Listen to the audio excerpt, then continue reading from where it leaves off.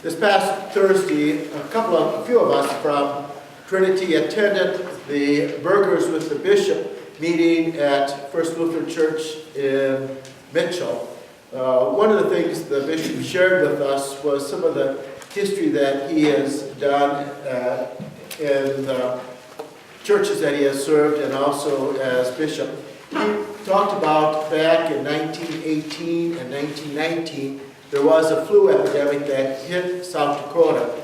And one of the things this flu did was it hit the people who were in their 20s, 30s, and early 40s, which left a lot of orphans. So back in 1919, 1920, churches in the Sioux Falls area as well as in the Beersburg area realized there was a need to take care of these orphans whose parents had died. That they came together and formed some orphanages, which really began Lutheran Social Service of South Dakota, an organization that continues to minister to the needs of people in South Dakota. After the orphans were taken care of, they realized there was another need with unwed mothers, and so then their homes became places where unwed mothers could come. And with that, their adoption service began, which continues even to this day. But they have continued to broaden. Wherever they have seen a need, they have responded. So they offer credit counseling for those who have financial difficulties. They have had group homes where troubled youth could be taken care of. They've provided counseling for families and individuals in need, and the list could go on. I mention this because as I looked at our text today, I saw there an emphasis of reaching out and helping those who were in need. As we look at the psalm, one of the verses that caught my attention was verse 9, where the psalmist says, "They have given freely to the poor, and their righteousness stands fast forever." Again, those who help the poor, the needy, the outcast, are the ones who will be rewarded. Again, as we began the Hebrew text, the writer of Hebrews encourages that mutual love continue, and then there's that verse that appears a lot on plaques and emails, internets. "Do not neglect to show hospitality to strangers, for by doing that some have entertained angels without knowing it." Again, the emphasis of showing hospitality, and as we look at our gospel text, Jesus defines who we are to show hospitality to. But Hebrews also ends with this note: "Do not neglect to do good and to share what you have, for such sacrifices are pleasing to God." Again, doing good specifically to those who are in need. And then we get that last parable that Jesus was taught us today, where he says, when you give a dinner banquet, invite those who are in need, the poor, the crippled, the lame, the blind. Again, I don't know if we can do that, if it's always possible to do that in the way that Jesus says, just throw a meal for those in need. But I believe in a broader sense, Jesus says, as a church, as individuals, we should be concerned about those who are in need. The poor, the crippled, the lame, the blind. Wherever we see a need, we as Christians should have as a task to respond to that need. As I looked at this text and reflected on the Lutheran Church, I believe the Lutheran Church, probably more so than any other Christian denomination, has taken seriously this need to reach out and help those in need. And so I want to share some things that our national church has done that I have had personal experience with, and share a few stories this morning to see how we as a national church have taken seriously this task of Jesus to reach out and care for those who are not as fortunate as we are. The first group I want to look at is Lutheran Immigration and Refugee Service. This group was actually organized way back in 1939. The first few years they resettled a few refugees. They were kind of ceased during World War II. But following World War II is when Lutheran Immigration and Refugee Service really went to work. It was at this time that people were fleeing the communist countries of Eastern Europe into refugee camps in Germany, in Austria, Switzerland, other countries. The majority of these people who were fleeing were Lutherans, and so Lutherans really became involved in resettling refugees. And so there are congregations throughout the Dakotas that help to resettle refugees from the communist countries in Eastern Europe during the late 40s, early 50s. My own personal involvement with Lutheran Immigration Refugee Service happened when I was serving a parish in Maddock, North Dakota, where our parish, along with the Roman Catholic Church and the Lutheran Brethren Church in town, decided to resettle a refugee family from Cambodia that had fled Pol Pot's regime. It was an interesting experience, to say the least. The family we were assigned for Lutheran Immigration Refugee Service included a husband, a wife, 2 teenage sons, and then 3 girls, 2 of them in grade school and 1 a toddler. I still remember going to Devil's Lake and picking them up from the airport. It was the winter, and they could speak a little bit of English, which they had received in a refugee camp. But I remember driving back from Devil's Lake to Maddock, and the husband looking out the window and remarking, "The trees, they're all dead." Not realizing that our trees lose their leaf in the wintertime, having no experience. It was just a totally new experience for him. There were some things that really impressed me. How they could take a chicken and literally get 4 meals out of 1 chicken, feeding a family of 7. They would divide the meat in half and do a stir fry, serving with rice, and get 2 meals out of that. They would cook the bones up and make soup and get another couple of meals out of the soup. It was just amazing how they could stretch the food and feed their family with so little. The family did, by and large, quite well. The oldest son, who only had a couple of years of high school education, went on to North Dakota State University and graduated from there. One of the girls joined the Air Force, one of the military, and was stationed in Alaska for a while in different places. We still maintain some contact. The family ended up moving from Maddock to Madison, Wisconsin, where there was a larger Cambodian community. But it was an interesting experience, and we received help from Lutheran Immigration Refugee Service. They are still in the process of resettling refugees. Now they do more group resettlement, and last year the largest group of refugees were resettled in Huron, and basically because of the job availability at the turkey plant that's in Huron. The second group I want to talk about is Lutheran World Relief. Lutheran World Relief has been, I think most people know about it as the group that collects quilts and sends them overseas. They also collect layettes, school kits, and others. Lutheran World Relief reaches out to anywhere there is a need in the world. One of the experiences I had was when I was going to seminary. My mom was in charge of the Lutheran Relief projects, and of course she would always make lye soap and package that up and send it off. But they had always made a lot of quilts, and of course shipping them from rural South Dakota to the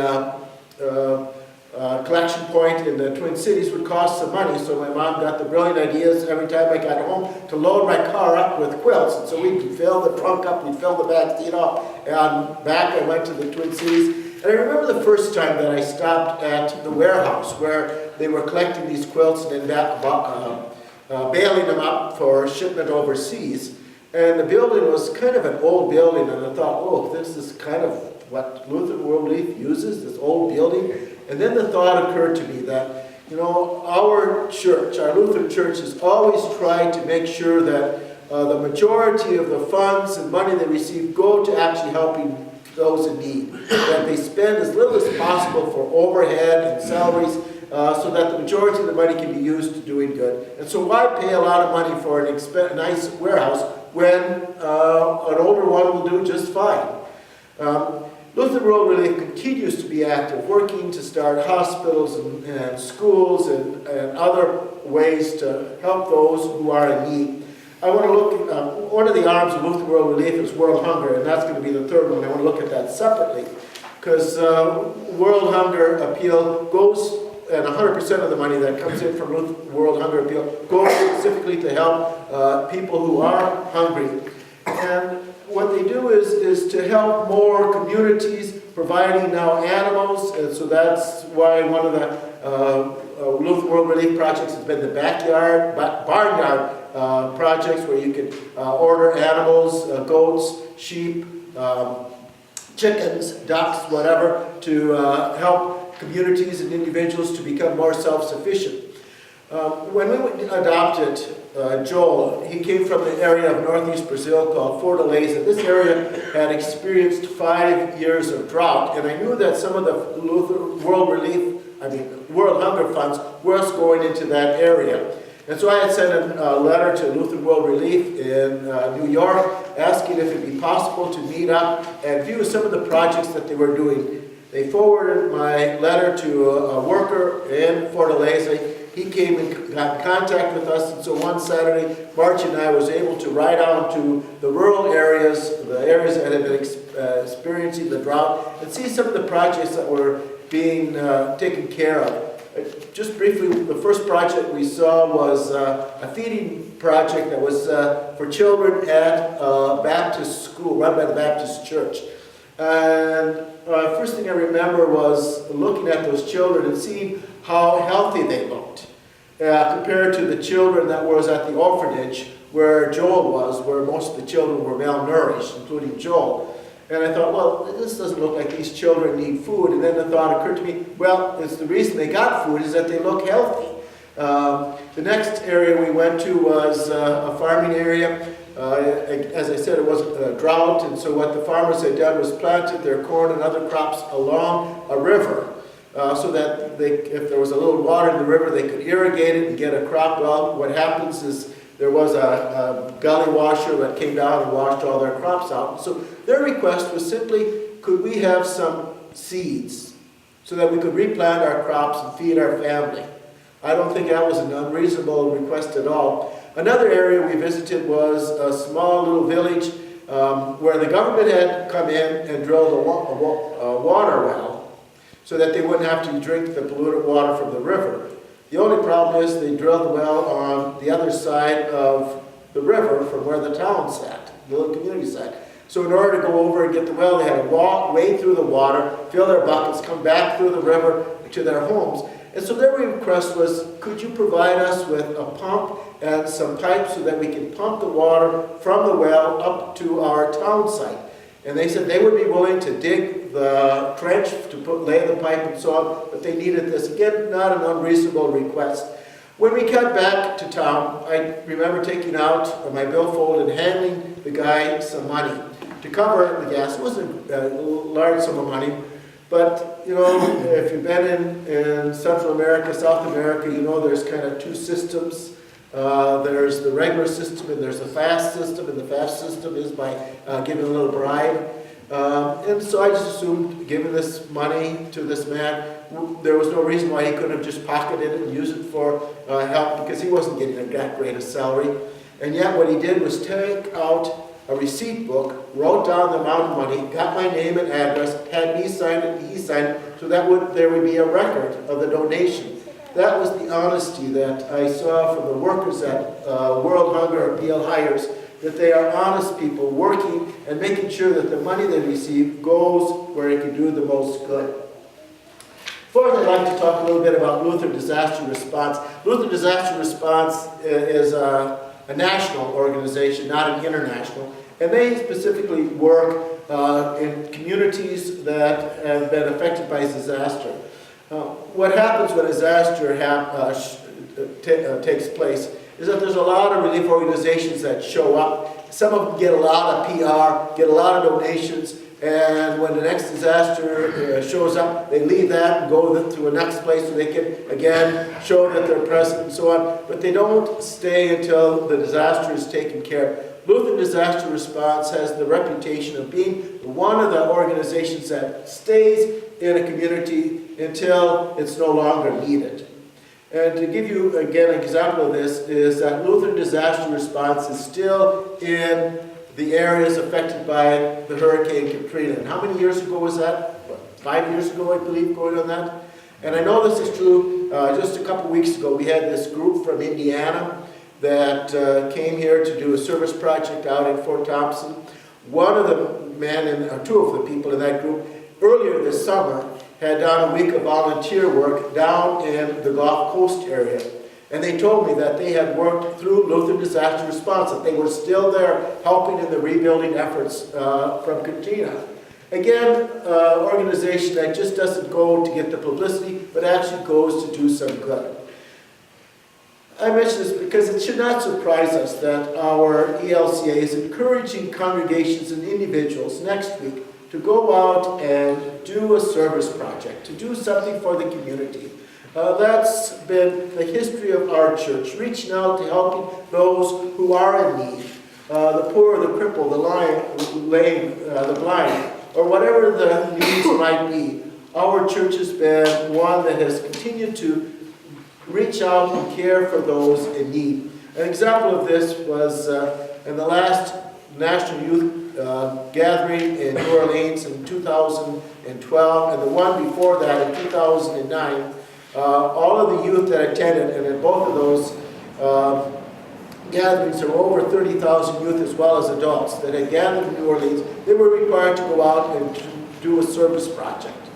The effect that that had on the New Orleans community was just phenomenal. They were just amazed that all of these young people were out helping them to recover from the hurricane.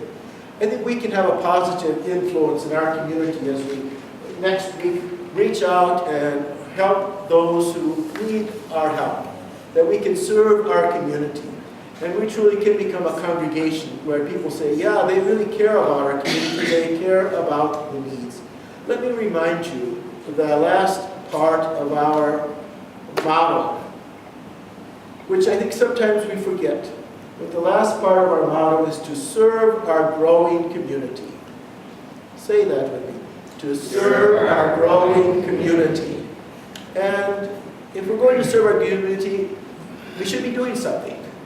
We should be serving. And next Sunday we will have a wonderful opportunity. And I just hope that all of you show up, bring your friends, bring your neighbors, bring whoever you want, and encourage others to come so that we truly can go out and serve our community, doing what Jesus asked us to do. To invite those who are crippled, blind, lame, the poor, whoever might be in need. And what a great task that will be. Amen.